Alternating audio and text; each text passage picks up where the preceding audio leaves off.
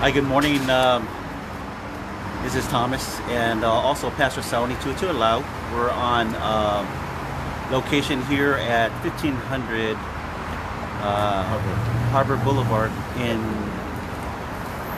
Anaheim, here at the Disneyland, right in front of Disneyland, here at the McDonald's across the street. And you've noticed that we've been airing this every week since I believe April or May of this year, and we just like to say thank you to our partners and those who supported this program, Afionga Ola.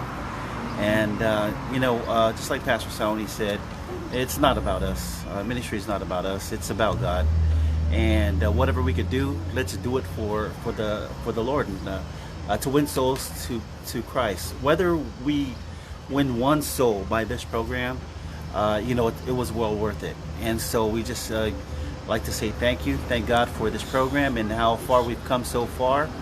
And we've gotten to know many of you, and we just thank you for supporting this. And so I'll go ahead and turn it over to Pastor Sauni, and then we're going to have some questions and answers. If you have any questions that you have, you go ahead and type it in, and I'll go ahead and ask at the proper time. So with that said, may the Lord bless you in your hearing, and receive the word, absorb it like a sponge, that you may be ready in and out of season. All right, here's Pastor Sauni. You pray for me, and I pray for you. You pray for me, and I pray for you. You pray for me, and I pray for you. You pray, and I pray too. Ai te talo e moa u, ai te talo e moa e. Ai te talo e moa u, ai te talo e moa e. Ai te talo e moa u, ai te talo e moa e. Ai te talo ia o te talo fo i. Pamaria te sang fo i joe Samoa pe alava e whafonga mai moa mai el tato proklama maua ile ngā luenga mta upo se fulu maltonu. Wa betul suma leono ngā luenga mta upo se fulu maltonu fe upo e tolu se fulu maleono. Papelo na feita wina ile tusio ngā luenga. Ngā luenga mta upo se tolu wa betul suma leono whapea o Tavi Tafoi sa auna o ia i le finangalo le atua. Ua moe foi o ia o na tuina atua i rea o ia whatasi ma ona tama te wakonga tui tawina. O Tavi Tafoi ina ua uma o na auna i le finangalo le atua i lona lava tupulanga ua moe ia ma ua whatasina atu i ona tama o fo'i a teia le pala. Ma puia ale apostolo o Paulo manatua ina o iai Paulo i Antioka whatasi ma Panapa o tutofi ele anga pa ia ma wawina tala lei au isian whampunga ka mai o Tavi Tafoi. Ina ua uma o na auna o ia i le finangalo o le atua i lana lava tupulanga. Ua moe ia o na winga ua oti ma ua whatasi atu i ona tama ua o fo'i a teia le pala a upa tosi tutu. Lota ua i Paulo i nā i e sukeriso e le i o iai le pala i lona tino. E neila aso o le tātou mata upu o Oe Ma Lau Tupulaga. You and your generation. Seisi whaupunga whaisou sao o lau tupulanga. E veni steimu tātou whaichoina tupulanga o mwai atu. Pe tātou te sila mawalalo fo i tupulanga talavou lo tupuae. Al fe awal nei aso ia whaisou ai mo le tupulanga ua whiriwhiria ele atua mo oe. Ale menei e mautino a Samoa. Okay, e leo sau whiriwhiringa na mafuai ona e whanau lau tupulanga. O le whiriwhiringa le atua. You have nothing to do with your generation or my generation. God has called you in your generation and my generation. Even the race e o fo lo lanu Samoa po palangi po meuli ele o se mea na filifili le tangata o mea na filifili lava i le atua tangata lea even your gender, be a man or woman, they all was God's appointment. I think tau le salama slau tu riva ko go sindasi o dosu mandati fe mai le fai salamo na sila lo loto le atua a o ngau yoi lo tino e ona lava ao e nei la aso al tatu proklama ia ngak fa fo mai pa o me al metano e nei aso so di ia la le atua te no fai atu o le tatu mta upu o Oe Ma Lau Tupulaga ia familia mai ai le atua ia te Oe i la lava Tupulaga lona winga ia e mana fangafa mai mana tunatu le nei le Tupulaga ua e whanau mai ai. Yeah. O le finangalo nau le atua mo Oe Ma Lau. Ina ia ta mana tunatu i le Tupulaga o loko tai ai nei. Ma sta whanau o tusa o le finangalo le atua. Whai ona o nai whakonga whai tawina le tala ia Yesu e tusa foi le nei proklama. I le Ioane mta ua sumalbani. Ai tanga i whaiukuna e tolse fulu ma le ono e alwifo anga i lalo i le tolse fulu ma le fitu. Lau whaitawina ia te Oe le Ioane e mangalia se fulu ma le walu whaiuku e tosu ono ma tosu ma fitu. Tari atu Yesu e le mai le rolangi nei lo umalo. A whai ana mai le rolangi nei lo umalo wa ua tau au auna. Ina nei tu ina atu au i ai utaia. A ole nei, e le mai i nei lo umalo. Ona whai mai leo Pilato i ataia. O le na foi. O te, e te se tupu ea Oe. Ua tari atu Yesu le alava wa ole. Wa ole tu. Ole mele nei mana o sawai o maki. O mea ko i lea na o whanau mai ai ina ia o mori mau i le upumoni. So, Samoa leni ase ofo ia Yesu. Pilate asked him, ina ufa yatu Yesu ele mai lola nei lo malo. Na te siri leo Pilato ia Yesu o oe se tupu fai mai Yesu o le mea lea no whanau wai. Whanau wa o le tupu. Le ngata i leo o le mea lea no sawai i le rolangi no sawa moni mau i le upumoni. O le ale upumoni o fesili nana fesili ai ia Pilato ai pitai ai le tari Yesu na savali ese Pilato i le kia whaalongo i le upumoni. E whapena fo i tātou ni steini. Pi tātou te le kia whaalongo i le upumoni o le awhionga le atua ma le finangalo le atua. Ai na mafua na fesili Pilato ia Yesu po i o se tupu. O na te mai Yesu o loo malo e le mai le lolo nei loo malo. Mana tua foi na ua whanau Yesu e tolu me alofa na abel au makoi lo na whanau mai au pepe Yesu. Na e te sila fia o le pulumuro, puli pano, ma le auro le lei. E leo ni me alofa e au ngā mo le pepe. A o me alofa whaavalo anga. These three gifts were prophetic gifts. E moni sa whaongaina per manatu nisi, na whaongaina e Josefa Maria a o malangatu e kupito, ma whaatawina o le manatu leo nisi do tele. Ai o te manatu o nei me alofa o me alofa whaavalo anga. O le puru li pano, o le puru le maua mai de la au e manongi, e whaiaia iau manongi le ngata i le whai fo i mawai la au. Whapena fo i le puru muro. O puru e maua mai la au ia e au ngā e tulala i tino takitauti.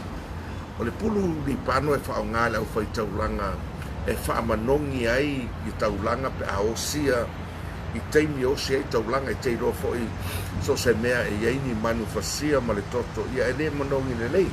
So sa wha au ngā ina la ia puru ni pano e whaadua e aile manongi le lei e tau atuai le rolangi o le pepe ua whanau mai o Iesu o ia o le whaitaulanga e le na o se whaitaulanga a o le whaitaulanga siri e to tofi whaatasi e le atua i le whale whai i le langi e le ma le whale whai lo langi ia arona malona aina ua o le puru muro o le puru lea peno whai atu o puru ie manongi au ngā e whai ai mea manongi e whai ngā fo i e whai ma waila au au le puru lea atu la lai tino tana tau ti ina ia loa o na tuu runga whangai ele e tau atuai le langi o le pepe o Iesu a whanau mai o le pepe whanau e madiu pe ilau na e silafia so ua mawai la le teimi ua madiu Iesu o lo tatou iai nei i le teimi o Iesu o ia o le whaitaulanga siri o lo nofo i le tūtau matau o le atua o ia o lo whai mapuruvanga i le vao le atua ma i tātou lona tolu o Iesu o le tupu e le tupu Iesu whaatoa tupu i le ate tausanga o le wingal na o le malofa o le aulo na o whale o tupu e maua ai aulo e pelao na tātou whalongolongo i le tātou mata upu o Oe Ma Lau Tupulaga lona winga e tatau o na whaiso sao mo lau tupulanga iai teimi tātou te whaitu ai tupulanga o mawai e tatau o na tātou whaafitai ie na mua atu i tātou e alu i tua lava wa o nātou ia pe na tūlima mai ai tātou tupulanga nei le whaau o tātou whaau wina a o le lui la mo oe mau whaiso sao mo lau tupulanga e tatau o na iai sau mea whai a wa ua wala wina i tātou e lea tua i lea tupulanga ma lea tupulanga lea pei o na whai mai ei le tātou matua o ngā ruenga mta upe suma le tolu whai upe tos suma le ono whai mai o tā vita foi sa au auna o ia i le finangalo o lea tua sa au auna o ia i le finangalo o lea tua ma ua whaiu lana ngā ruenga ina ua uma o na au auna tā vita mai o na oti leo tā vita ua tui na atu o ia whatasi e tatanu maona ta mā o le me mua i tātou muloa o le au aunanga tā vita i le atua na au auna i lana lava tupulanga David had served God's purpose in his generation o lana tupulanga e le i au auna tā vita i se isi lava tupulanga o le mawhaifo i a tā vita o na au auna i tupulanga le nei o loo e iai sila fia e le atua o le a e iai ma o iai i tā tupulanga ma nei ala whaupuma mai o tā vita foi sa au auna o ia i le fina ngalo o le atua mua o le fina ngalo o le atua serve God's purpose, not your purpose, not your family's purpose, not your denomination's purpose, not this world's purpose, it's God's purpose. Na wala wina i tātou e le atua i lana Galuega ina ia whaia e tātou le fina ngalo o le atua e pei o na wala a wina ai i tātou. O le lui la mo oe mau ina ia tā whai ai se mea whai so sao ina ia tātou ngā lue mo le ngā lue ngā le atua ua wala. We have been called to serve God in our generation. God's purpose. Yo te loa e iai fo iau purpose. E le i whai maila le atua e tu o purpose pe tia i fo i purpose le atua. E ma whai ona e whai ngā luenga, but at the same time, don't forget you were born besides any other thing to do God's purpose and His will. Wa wala wina i tātou whaafitai i le atua mo tātou nei ua whaoreina wa o te au tonu a lea whamai Iesu o i lātou uma we tani tonu le tala le lei ma lātou whaalongo maino leo lātou te whaia le mea o te whaia tuai so o le whaau la whaapitoa mo le tangata ua talia Iesu e whai mali i ma whaola ma ua toe whanau le ainga o le atua o le whiau mo Oe Ma Lau whaisau ngā ruenga I lau tūpulanga au te nofa mena fo I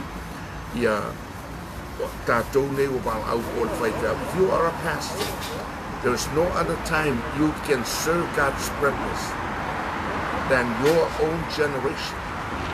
Whai mai le atua ia Yeremia, whai mai le atua Yeremia o te tuatu upu lo ngutu, o mea o te whai atu ai ia te oe, ia e whai atu I le nuku o Israel.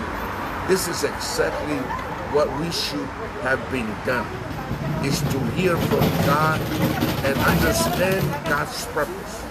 And then we become the witness of that person. Don't be quiet. Ele pefo nei proclama. Wa mafua ele ngata nei proclama a o tangata uma o lo ola nei tupulanga wala to whaia mea e mawhai o na au ngā tuai I le finangalo le atua wau tonu penta na auto silapia. Ele na o proclama nei tele proclama o lo alu lunga le ea I le ao ma le po ona o tangata Samoa ma tangata uma ia lato whaolaina ina ua lato loa le proclama le atua for God has a purpose for every life. I want you to know that. God has a purpose for your life and a reason for your living. You can only live in your generation. Pena tātou whaalongo fo I se tasio proclama. Pai mai Solomona I e mana tua le na whaia oi o na polo tau le lea ai le I o mai aso leang. The only time you can serve God's purpose when you are able to. As us, exactly what we are doing.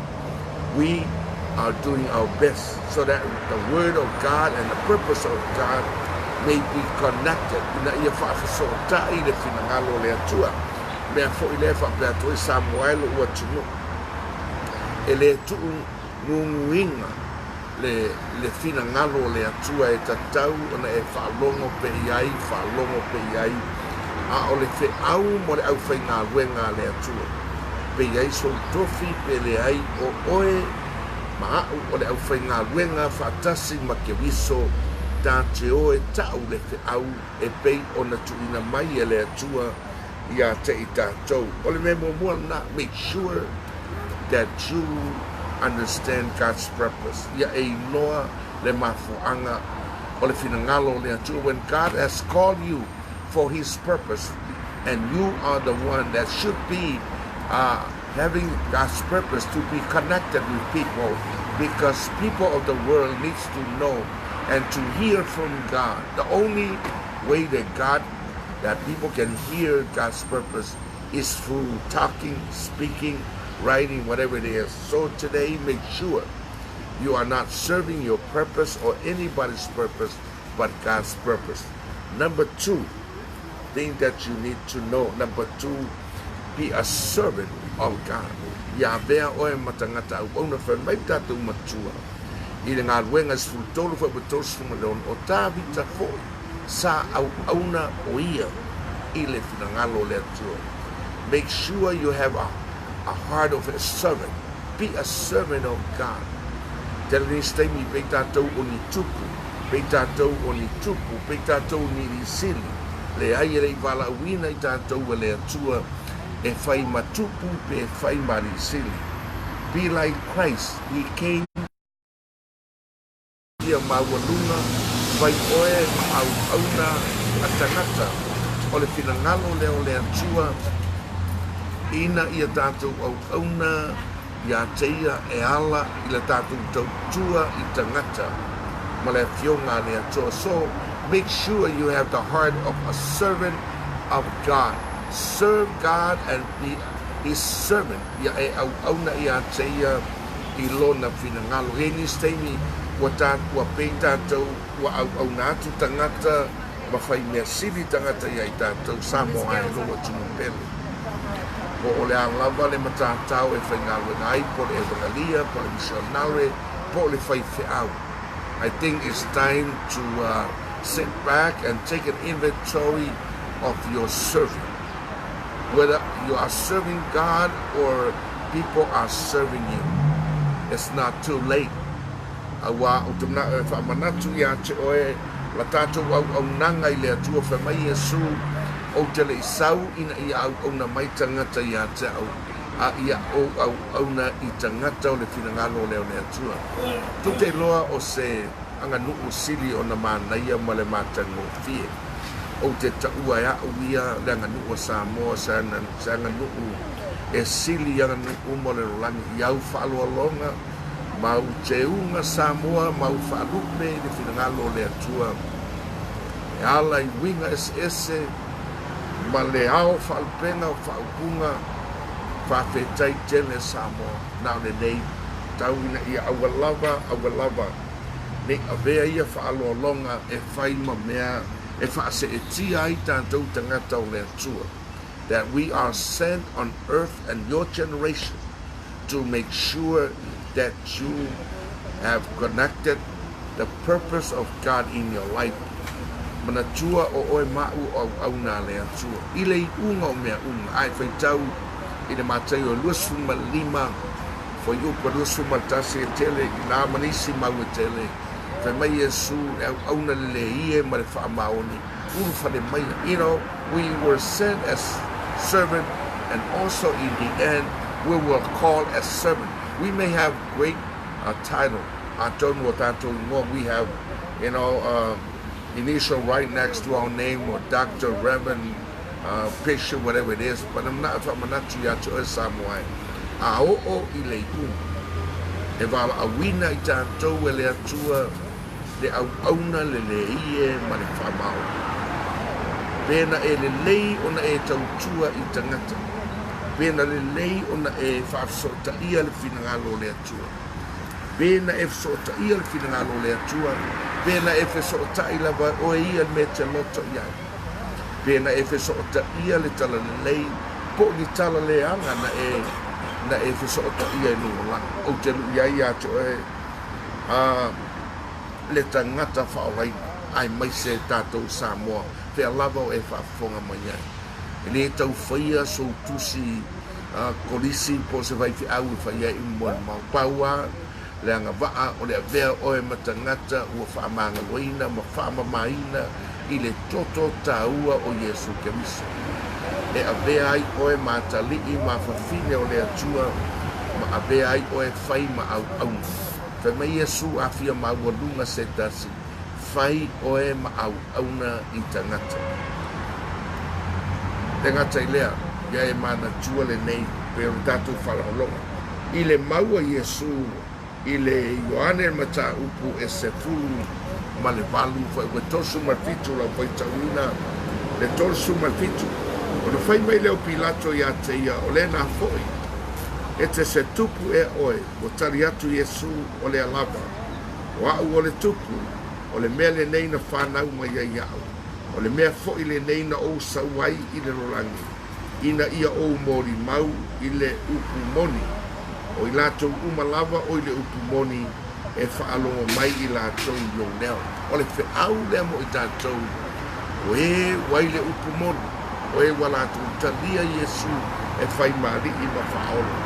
Na te sili Pilato ia Iesu o oe o se tupu. E le I whialo alo whai Iesu, whamai Iesu. O au o le tupu, o le mea lea no whana wai. O le mea fui lea no sa wai le rolangi. E whai mamori mau. So Jesus came with a message and with God's purpose. He didn't come just to have time on earth. He came with a message. He came for a purpose. Whamai uia, o le mea lea no whana wai. I want you to know that Jesus was born for God's purpose. He was born as a king, pen o paiatu. O me alofa na ave ele au makoi o le aulo o le ata e tau watuai laulangi o Yesu a whanau mai o ia o le tupu. Ai le tupu Yesu e o mai le so whato a tupu Yesu I le afe tausanga. So it is nice to know that Jesus Christ came with a purpose. He knows his purpose. He didn't just come to have a time. What was his purpose for coming here? He said he came to be a witness to the truth. How did he witness to the truth? He came to die on the cross. He didn't come for just a vacation on earth. No, he came, he knew his purpose. And he knew he's only has certain time to witness the gospel of Jesus Christ. He didn't come to spend the whole time on earth just to have a vacation. He came to die on the cross for our sins. Na sau Yesu e maliu I Kalevaria. If I pena for you that heard the gospel of Jesus Christ, we have a reason and a purpose of living on this earth. We have a message that from God, so we shall tell the world about Jesus Christ, our Lord and our Savior. Every believer that hear my voice today and hear the word of God, I want you to know that you have a call from God. You were born in your generation. I was born in my generation for the same message, and that message is to be a witness of the truth. And what is the truth? The truth is Jesus came on this earth to die on the cross so that you may have life. Fa mai de lua ko ni tom ta upelima fa pelusu matas. Awa oia na le loa le ngasala o na faia lea oia ma ngasala o le suyo I tātou ina I ave I tātou ma mia tonu le atua. He died in your place and my place so that we may have life forever. He came for that reason. The question for you today, do you know the reason why God have you born on your generation? If you don't, I'm here to remind you and remind myself. We shall stop complaining about other generation, but we shall start thanking them. But look unto yourself and ask the question, what am I doing on this earth? I want you to know that God has a reason for you to be on earth this time. We have a message. So for Mela Yesu, ole mele no whanawa. Pai tau evangelia Ioannes Fawalu for tosu malfito. Mai Pilato oe o se tupu fa mai Yesu le nawa e fai mai ai. Ole mele no whanawa. Mai ole mele no sa welo langi. For this reason, I came on here, that I die. Amu ia hoe, o e whanau mai, e te lei whanau mai, e te oti, e momi e te oti stay. But Jesus came with assurance. He came for such a time, and He came to die. He came to die. I ngā ruenga mo mufa upu e walu wha mai e maua o tau le mana, pe a whioifo le nganga paia, e whaifo I o tau mamori maua. Becoming a witness is a call to go and will never come back. A call to be a witness of Jesus Christ is a call that you are sent for that reason and the purpose of God, and you may not never come back. E upo Samoa vapea o lupe fa'alele Samoa ma ngai yo. A lupe fa'alele le lope ko mai. To tele Samoa wa wina tara lei wa le toi fo mai ai gaisa ona finangalo na le tu. Whenever you and I are called by God to go for Him, expect not to come back. Expect to go out and tell the world about what people need from God, not what people wants to hear. Tatu a wina tatu jo ta lai le tala. Whai mai tātou matua ngā luenga se fulutolu whai upo e tolsu ma leono. David had served God's purpose, meaning he finished, he complete. Eisi nā mea mana ia. Mua ia e loa o le finangalo le atua nā te au au nei. E leo se finangalo o lau tāpo ina, o lau loto. E leo se finangalo o matua. E leo sou loto o le finangalo le. Make sure that you are serving His purpose, not yours, not your parents, not your family, not your denomination, but solely God's purpose. Number two, make sure you are called to be a servant of God, not to be king and queens, not to be lord over people, but be servant of people. o te whapea atu fo I au lotu, o whaifi au o walawina e le atu e lau e kalesia, o whaifi au e au auna I a te oe le whingalo le atua. E leo se whaifi au, e te whapea I au e whaifi au alo ainga, whaftai fo I whaifi au. O io lato loto e peso swani, e ave ainga e whaia lato whatau isteng, o istangata e whapea nao lato tau.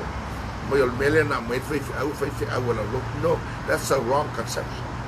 Na sau whaifi au le atua. O le au auna le whaifi au le ainga o le whingalo nao le atua. Ai le o se manatu se ainga, sau whaifi au se ainga. Na o whalongo ko jom tananga. So, o le nei la vaso, whapea se manatu. Ia e manatu natu, ma ia e manga whangafa lo loto I le wala aua le atua lo ainga. Po o le whaifi au turou, po o le wakania, po le misionare, ese o tātou whaiva ai tasi lava le fe aua mai le atua. Fa mai paulo o tātou e pei o le tino o tangata e lasi whaiva e tofu le nima le vai ese o lātou whaiva mata ma le isu ai tasi lava le tino. The Church of Jesus Christ is very diverse. Diverse e fele ngā ruenga le atua. A o le ale vaenga ua wala wina ai o e le atua e te punou ai ma e ngalue ai. Ia e whaia le whingalo le atua. E leo le whaia ma le fia whai mea. Lisi nā mea na wha manatu mai a paulo I ai tātou. Ia e tausi le lafu mā moea le atua, wa watu le atua I a te oe, aua le whaia ma le fia whai mea. We are living in that time. People's eyes are beginning to look to the money instead of looking to the soul to be saved. I think people are looking more to the wealth of the world than to the soul of people. But thank God there are still faithful men and women of God who are continually praying. Wapena po tātou Samoa. O leo whaingo fia nei asu. O le fia sili ma le nuki a te oe le au na le atua. Po le whaite au po le evangelia po I lava. O fea o iai lau sila sila. O whātāua I a te oe lau sila sila I a tele ni au tupe. O whātāua I a te oe lau sila sila I le wha au na mai a le atua. Whai mai I a le luka e se fulu ma le iwa whai upu e se fulu a wā ua saule a tani o tangata e sa ili ma whaola le na le iloa o le wha au fo I le nā tātou te whai o le tātou o e sa ili ma whaola le ua le iloa. Sa ili a wā ua le iloa e whaola wā ua oti Samoa. So se Samoa na te li Italia Yesu o lo oti pēr e ola le tino ai oti le angana. O le mafuanga nana awina mai Yesu. E leo uma tangata lo lotu I le ola e whauma. O le upumoni nao te luia oe. A whai fo I te ita I lau tala na talo I le atua I nei whawhai ngō fie mai. Ma whaalau tere le nganga pa ia a le upumoni e le o tangata lotu uma I le ola e whauma. Pa mai Yesu ma te ia fitu whabulusu maltasi. E le sa watu I le langi I la tu uma e whapea mai I a tau. Leali ie na o le na te whaia le fina ngalo o loku ta mā o le langi. Nā fina ngalo le atua. O tātou ngā ruenga lea. Mua proklama le atua. Ta lia Yesu e whai mali I mapao. Pa mai Yesu o nei o le ala upumoni ma le ola. E lea luatu se tasi ta mā pe a leu mea. A e fiahalu I le ola e whaapau sa koa. Whai ngō fia. Lea o ta oto tu spaia. Nei whai mai niso le atua alofa I le o I le malaia whaapau nisi. Ia e toi manu ngafa me manu natu. God has given His Son to Jesus Christ to the world so that people may be saved and have everlasting life. So we have the opportunity to open our hearts and receive Him. Only Jesus was qualified to say that I am the life, the truth, and the way. Na o Yesu e tele perfecta tangata ua whaatuina tele tangata. But none of them were qualified to say, only Jesus. He said, I am the life, the truth, and the way. Na o Yesu. O le ala le tātou te uiai Samoa. O le ale te leo lau lotu. Le alo poto, le alo I loa me uma le afo I le leva ona e ngalue mo le atua me au auna I le lotu. e le mawhai o le ariola e whaamawau pea whai e te le talia Iesu e whai mou ali I mou whaola o le awala le u whaataoto mai e le atua wha mai Iesu o au nei o le ala upumoni ma le ola. It's very specific in that. He used that article, the. I am the life, I am the way, I am the truth. It's not another way. He said, I am the only way, the life, and the truth. E leo stala ngā lotu. E le isau fo'i ia Ioane Viliamu Samoe a maisa lotu whaafetai I le tua. E lona au ina mai o Viliamu Samoa. E a mai le tala le lei le afe valsa lau tol se fulu manisi o evangelia po misionale na watu Samoa. Mua pe mon. Ai o te whaafetai I le atua I a Viliamu. E ui fo'i na ua mato lo lotu po ua ulotu le lotu penkoso, but we were there. Na mato iai fatasi, I le taunu mai o Viliamu o mato utua, I le lotu la mosa whaftai fo'i le lotu la mosa, I lo lato tariaina ma le atinae I le amatanga IVE a le atua. Wa tupu ola ngā luenga le atua, wa tupu ola a mai le tala lei a whaolaina Samoa, e le sau e a mai se lotu ai whaafetai mo lotu. Me le tātou tēno ai o lo sa ili pe Samoa. Le mafuanga le alaina tēno o lotu o lo sa ili pe Samoa po whea le mea moni. Samoa e leo e te spai e whamai e sumua u nei le ala upu moni ma le ola. E ngata I le whamai le Ioannes Fifitu vau suma fitu. Ia e whapo ia ina I lātou lau upu moni a wala ua fionga le upu moni. Sanctify them by the truth. For thy word is the truth. The word of God. E le mawhai ona e se Samoa. Pea e whaitau I le tuspa ia lea. Whamai salamo salau. Se fulu maleiva fa upe salau malima. O lau a fionga o le surule o vai. Ma le mala malama yo ana. O tā te le tala lotu. O te le o tala ia fo isa lotu. O lo ua o tala ia le Iesu. Whamai a me telu. I am preaching the resurrected Christ. Le Iesu toitu, o le Iesu manu malo, o ia o le ola, whai mai le angeru ia Iosefa, e te whaingo fo'i a teia o Iesu, a wai whaola e ia lona nuu a ia la tau a sala. Ma teia mua whai upaluso matasi. Samoaelo ua tunu, le tātou matua ma le tātou mata upu, whai mai le tātou mata upu, o Oe Ma Lau Tupulaga o le fesili Samoa, o le ala ua o whai lau tupulaga. O e mōri mau ea, le tala le lei ia Iesu Christ. Pēnā ona e lotu ama e aleluia, praise ai ke le alu e whaisaunga. Whaafetai ia I lātou o lo o atu I whafo ma tā lai le tala le lei. Whaafetai fo I le tele proklama o lo whasala lawina ai le tala le lei. Ai maise mō tātou Samoa, o e lātou tele o malamalama tele le whaperatania. Whaafetai le atua ie ua mawhai, ona malamalama isi na ngana lātou te apatu I isi a nganga o lo leino. Ai mo oil danga Samoa. Lea ua wha Samoina. Pea no wha yatu I ate oil. Ua wha Samoina le tuspa ia. Afe walu salau tol se furu tau nuu Viliamu I Samoa e a mai le tano lei. Afe walu salau tol se furu male wha. Wha Samoa le tuspa ia I a wau sa mai. Ona na manatu mai le atua Ya tātou Samoa, so that we can have the opportunity to study the word and know God's will. A whai e te le whaitawina tu spaia Samoa, e te le malamalama I le wholafolanga le atua mo oe ma ulolangi. If you don't understand the Bible, you will not understand God's plan on earth and beyond the grave. Mea leo tangani ai, o te au mō tātou I le nei aso Samoa. O Oe Ma Lau Tupulaga.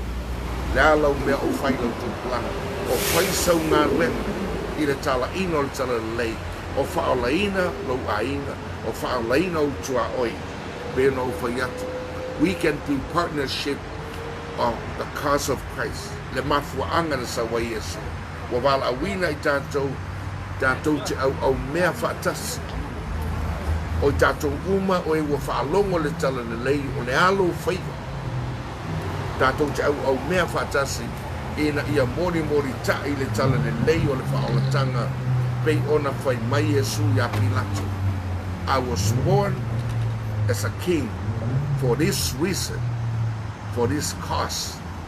I came on the earth so that I be a witness to the truth.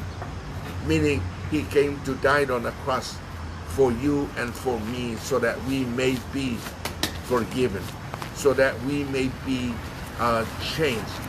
Because we are preaching the gospel of change. We are preaching the gospel of change. And we need that change.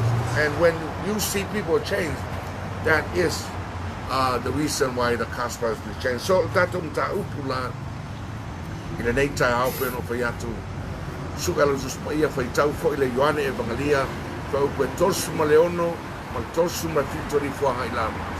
Ka mai Yesu wha upe torsu ma leono, e le maile lo nei lo umalo. Ana a maile lo langi nei pe nei, wa tau au au na lo no winga, tau whai e taofi Yesu au le maliu sa tau. But because his kingdom is not from this world, his kingdom is from heaven. Ma o le malo le na Samoa, tātou te fia whai malo ai. Pei mai e Yesu i le mātai o ono whaktosu matolu i autou mua i sa iri le malo le atua malanami ato. Yo e mawhai o na avea o e matangata o le malo Amerika Samoa. E mawhai fo o na avea o e matangata o le malo o Samoa po Amerika, po New Zealand, mo Australia. A le te au mo o e mau Samoa. Ua avea o e whai matangata o le malo o le atu. A whai ele ai o lo waso. I've seen my pastor Sauni Tuito'elau na avea o matangata o le malo o le atua.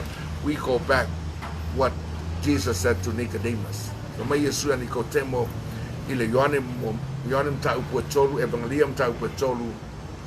I've aifa upu di mari fuanga ilalo fa mai Yesu ani ko temo a e le to e whanau.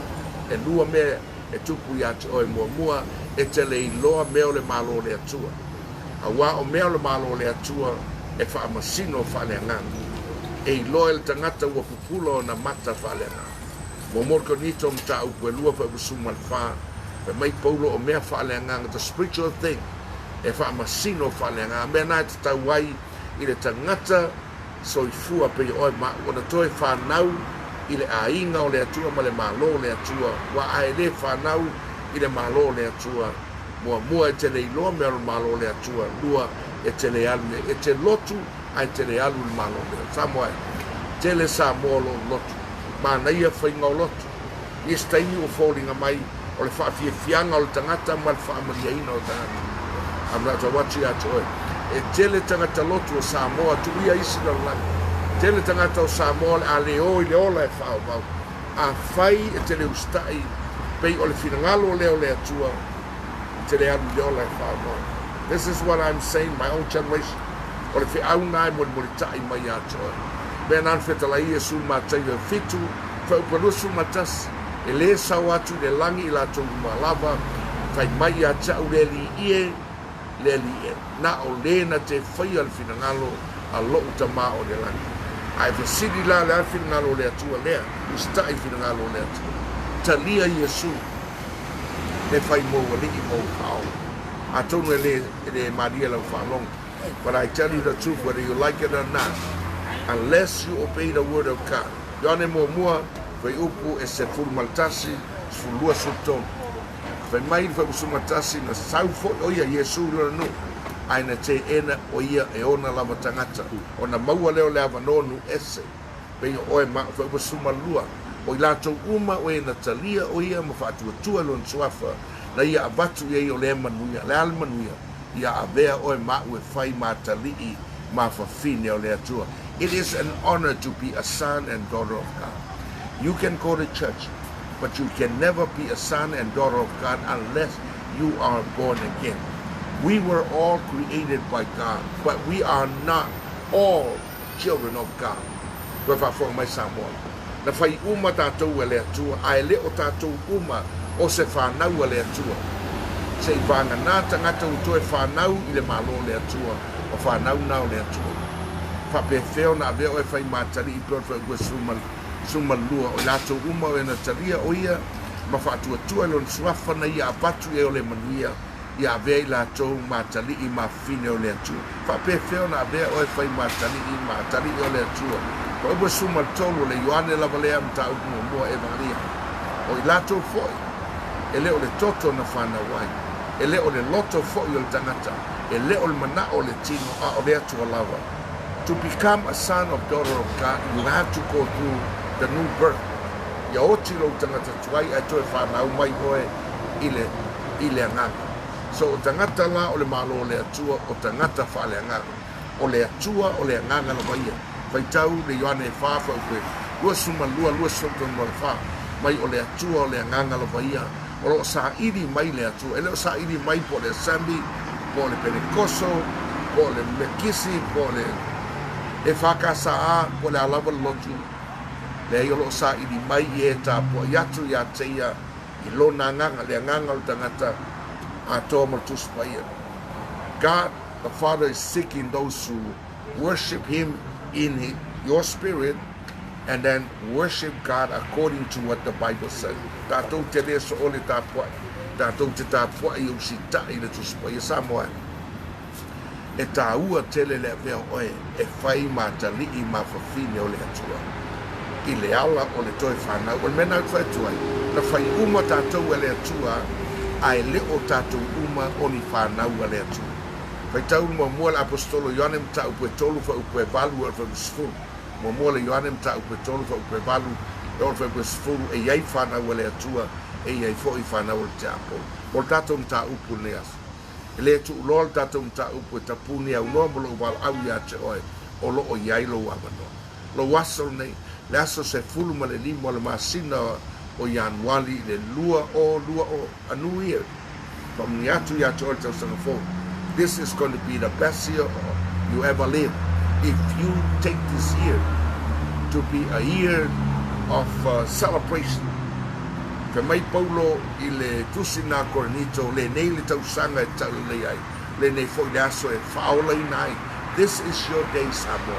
E ta talairu loto i a Yesu ma e taritonu o ia wha mai paulo le Roma se fulu pauko e iwa ma pauko se fulu a whai e tautino lo nutu le li o Yesu ma taritonu lo loto u toe whatuina mai o ia e le atua na ye uoti e whaola i nai oe whai ngofia Roma sfuru wha upe iwa ma sfuru a whai e te tautino lo nutu i le li o Yesu lona winga te whapea mai Sauni wa utaritonu o Yesu na maliu mo a wanga sala ma taritonu i lo loto wa toe whatuina mai o ia le atua na ia uoti e whaola i nai oe wha upe sfuru a wa o le loto e taritonu ai o mai ai le amia tonu a le ngutu e tautino ai o mai ai leo. Two things. Confess him with your mouth and believe in your heart and you became a saved person. So, ole te auna mo tatou. Mana il ni aso, take Jesus as your Savior today and be a new person, a child of God, a son or a daughter of God. Today is your day. Don't let the devil rob your salvation. Lo waso nei e amatai o na whaola i nai koe. Begin a new walk in Christ today. Sawa ni vali whaatasi mai Yesu Keriso. Mai le perfeta o mika e ono wha upu e vali. So le wa whailu atu i a te ia se mele. Sa fo i se mea wa whailu atu e Yehova i a te oe. Pe a whai o le o mea nei. Whai le amia tonu na unau i le alofa. Ma o loa sawa vali ma lo watua. Ma le loto whaamawala. And the prophet Micah said 3 things. Do justice, love mercy, and walk with your God with a humble heart. Talia Yesu e whai mari ma wha. Ma Yesu a whai e ta tala e whai to alo loto. Wha u whale ia teia. O ia e sau te lua ai whatasi. O ia ma oe o oe mai. Ai sea e wha manatu le mea tele wa whaia e le atua ia te oe. Wa vea oe matangata o le ainga o le atua. Samoai, e le leile lotu, ai le mawhaia se lotu o na whaola ina lo wanganga. e le nei le lotu e le mawhai e se lotu o na ave o i le ola e whaau. Tasi a le ingoa e mawhai o na ave o i le ola e whaau. Na o le ingoa Iesu. A luenga e whaafa o su malua. A luenga e whaafa o su malua. Wai lei se si ingoa na rif o mai la. Na o le ingoa Iesu Kirisu. E le o le ingoa lau lotu. E le o le ingoa o le taitai o lau lotu. E le o le ingoa o le perfeta. A o le ingoa Iesu. I invite you. I call you to taste and see how good God is. There is a greater life you can live in Christ than just a normal life you live. Be part of that life, be part of the family of God, and you accept Jesus Christ as your personal Savior today. He's here by His Holy Spirit. Olo o nei le ngā pai. O mai Yesu i wharinga tonu whapurus fulu. Whautau tuatu le pui pui maturu tui atu. Ai se whaalongo mai o leo. Tala mai whai to'o tu whale mai. Whatasi mai o ia poi ma. Nā ta watu ia te rau. Nā o le to'a walu tangata. Na whaolaina i le whiangainga tuai le wa'ao no. O te rei loa pe to'o fia tangata. Right now we have about 8 billion people on the face of the earth. I don't know how many will. Only God knows. But let you be one of those who initiate the mawhai o na e whale o oe whatasi mai Yesu le ola e whaama. A ve Yesu e whai mo wali I mai whaole wape mai Pastor, what can I do? That's what you shall do. Confess Jesus with your mouth and believe in your heart that God has resurrected. E a ve ai oe matangata manu malo e te toi tu mai pe a fio mai Yesu I lona toi a fio mai. Fai tau mo mote salonia tau kwe wha kau kwe suma tolu e suma vana. Fai e te ioe te ve Yesu e fai mo wali I mo whaola I lea salonei. O le a whai ta talo mo. Te a lava sa mo e whafonga mai ai le wholofolaina le fionga le atua. O le fionga mo. Whaftai wa ki mai lau la au. Whaftai wa whaamanoa sau teinu. E te mana o mia Yesu I lau wholanga.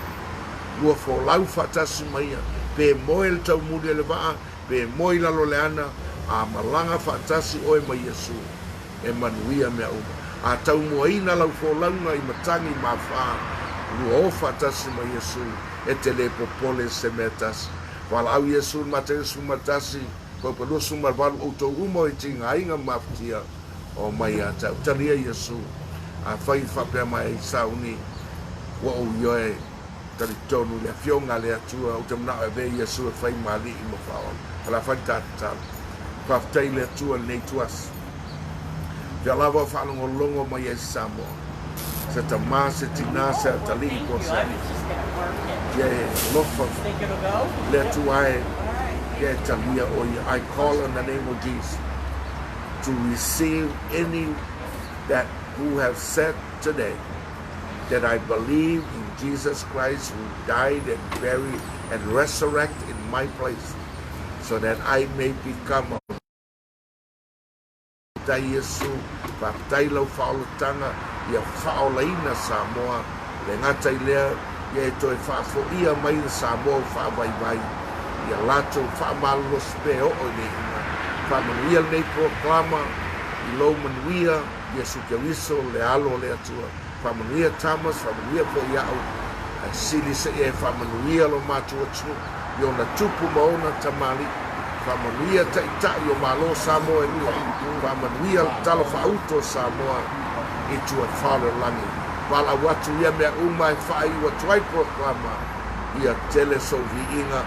Whamangalo voice ana sala. Po se wale talo whia ngaila whafonga. Ona swafo Yesu. Amene. Amene. Amen.